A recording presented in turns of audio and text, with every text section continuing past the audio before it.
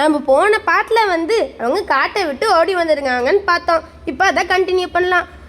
முஃபாசாவும் தாக்காவும் போயிட்டு இருப்பாங்க. அப்போன்னு பார்த்து அவங்க ஒரு பெண் சிங்கத்தை பார்ப்பாங்க.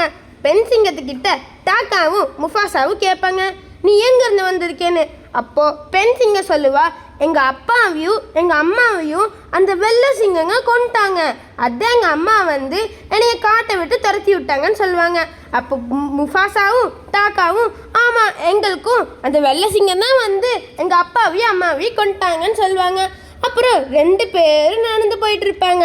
அவங்க எங்கே போகிறாங்கன்னு பார்த்தீங்கன்னா மிலேலே தான் வந்து ஒரு பெரிய காடு. அது லாஸ்டான ஃபாரஸ்ட் அப்படின்னு சொல்லப்படுது. அந்த லாஸ்டான ஃபாரஸ்ட்டுக்கு அவங்க பயணம் செய்ய ஆரம்பித்தாங்க. அப்போ தான் வந்து அந்த வெள்ளை சிங்கங்களால் வர முடியாதுன்னு போயிட்டு இருக்க போது தாக்கா வந்து அந்த பெண் சிங்கங்கூட ஃப்ரெண்ட் ஆகணும்னு நினச்சான்.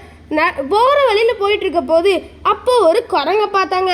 அவன் பேர் தான் ரஃபீக்கி வந்து ரொம்ப புத்திசாலி.